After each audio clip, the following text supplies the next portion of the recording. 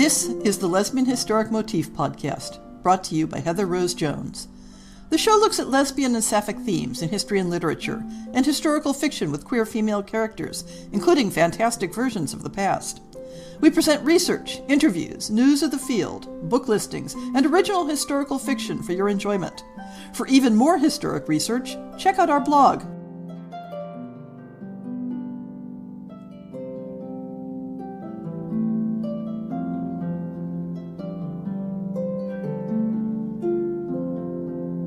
This rather short episode is part of our ongoing series, Our Favorite Tropes. As used in the romance field, a trope is a literary device or motif, a conventional story element that carries a certain set of expectations, associations, and resonances that connect the story that uses the trope to other works that have used it. The trope can be a character type, a situation, or a sort of mini-script. The usual premise of this series is to examine how popular historic romance tropes apply differently when the couple are both women rather than a male-female couple. But in some cases, you have a trope that is specific to female couples, whether it's rooted in history or has arisen within modern romantic fiction. Today's episode is focused on one of the former. Two character types that are specifically associated with sexually transgressive women, and that are sometimes intersected as a natural couple, the Bluestocking and the Amazon. In this case, by Amazon, I don't mean the probably mythical all-female tribe immortalized in Greek myth, but rather the sporty woman, the jock, if you will, who were nicknamed Amazons in early modern Europe. As usual, I'll add the disclaimer that my generalizations and examples will largely be drawn from Western culture, so if you're writing outside that scope, you'll need to check the assumptions. Although this trope may feel like a special case of the butch-femme couple, which needs to be considered on its own, there are some important differences. Both the Amazon and the Bluestocking transgress against ideas of conventional femininity of their time. The Amazon is an athlete, often specifically associated with horseback riding, who partakes of physical activities that were typically considered unfeminine. We're talking about women of the leisure class here, because obviously working-class women didn't have the choice to avoid intense physical activity. For those with the privilege to be physically idle, the choice to engage in sports was considered a risk to femininity, not simply on a behavioral basis, but also on a physiological basis. Too much exertion, it was feared, would damage the reproductive organs and thus make a woman unfit for her expected role. It wasn't simply that the active horseback riding woman set herself apart from conventional femininity, but she intruded herself into spaces that men might consider to be a private old boys' club. She hunted. She raced. She drove her own carriages. She moved within male society to participate in those activities in ways that would be indecorous without the excuse of the sport. Or, in a somewhat later era, in the context of all-female schools, she might participate in field sports as part of a women's team. She might expect to be admired and valued for her physical prowess in the same way a man would be. The Amazon often had a distinctive appearance, as I discuss in the show on the development of butch imagery. The Amazon uniform often involved wearing masculine-style coats over their skirts. And until the very end of the 19th century, skirts were still involved, even if a rider wore pants under them. Even when not presently involved in riding, the riding habit was the default uniform of the Amazon. This was not cross-dressing in the usual sense, but the clothing borrowed the tailoring of men's activewear and the decorative details of military uniforms. The Amazon might be thought of as a grown-up tomboy. She might, if her social standing were solid enough, be treated as something of a mascot by the men in her social circle. Not accepted as an equal, but viewed as an approved exception, so long as things didn't go too far. The specific term bluestocking wasn't invented until the mid-18th century, when Elizabeth Montagu presided over the English literary salon known as the Bluestockings Society, named after the less fashionable blue woolen stockings of the 18th century, contrasted with the high-fashion black silk stockings.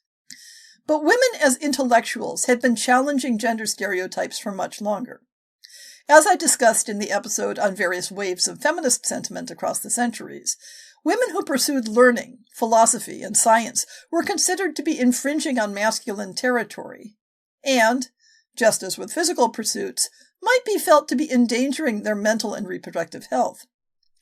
The intellectual world was supposed to be the province of men. Women simply didn't have the chops, and if they tried, poor dears, they might sprain their brains.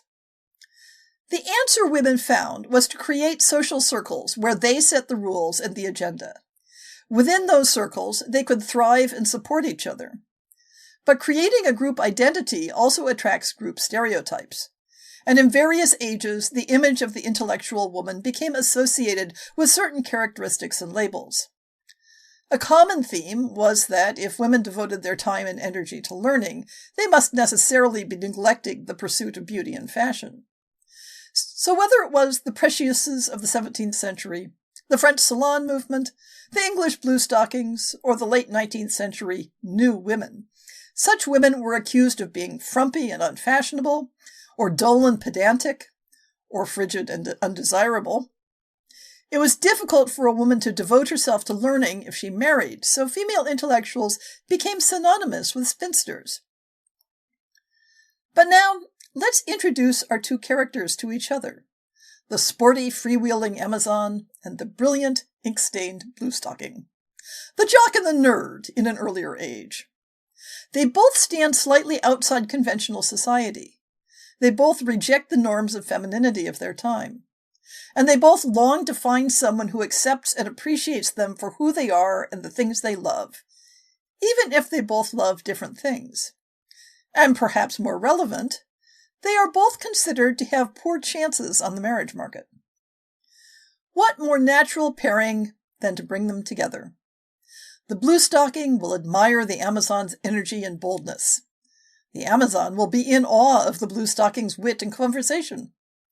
And, for that matter, there's no reason why their attributes need be completely separate.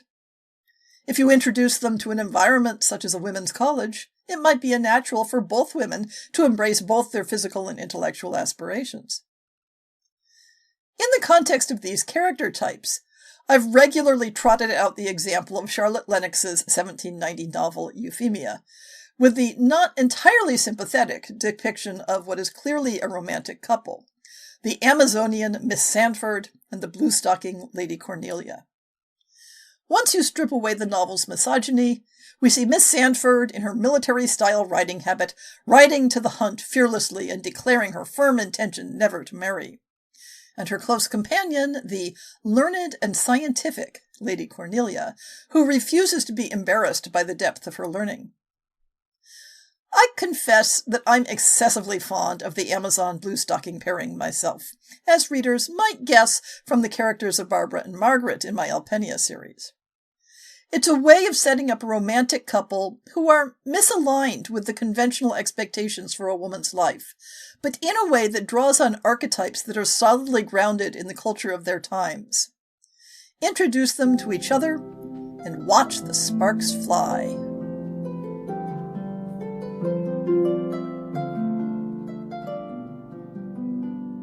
I hope you've enjoyed this episode of the Lesbian Historic Motif Podcast. See the show notes for links to people and topics. Most shows will have a transcript linked as well. If you have a book announcement, a topic suggestion, or might like to appear on the show, please drop me an email. If you enjoyed this podcast, please rate it and subscribe on your favorite podcast app, and consider supporting our Patreon.